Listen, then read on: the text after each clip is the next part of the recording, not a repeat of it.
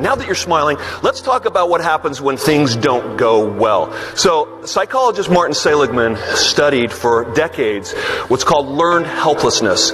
And he discovered that both humans and animals respond the same way when life gives us a shock.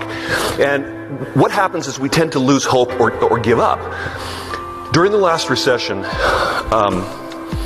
one of my coworkers was complaining to me about the fact that he was losing his home. And he was saying, the president at the time was not doing enough, and the banks that had these programs were not doing enough to help people in his situation.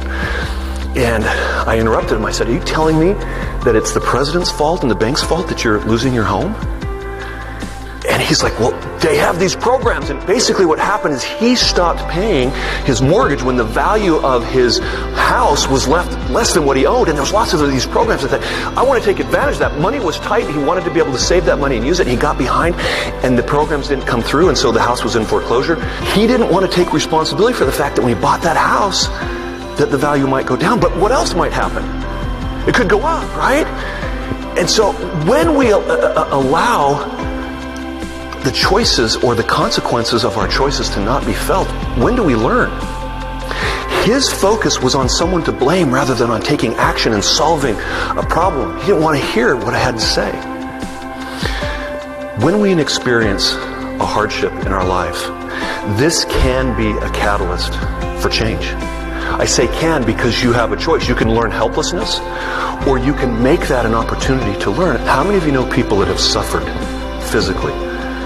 Cancer, diabetes, lost a limb, heart attack, stroke, and they make tremendous changes in their life. They change their eating habits, they connect with loved ones, they do things that they hadn't done before. My father had a stroke, and he was able to do things that he had never had the time before to do. So this can be a big catalyst for you. On the other hand, when we blame, we give away our power to change. Because if the challenges that we're experiencing are external to us, then nothing we do really matters, does it? So for some of us, we do nothing, and for some of us, that is a very convenient excuse, because we have a reason for not succeeding.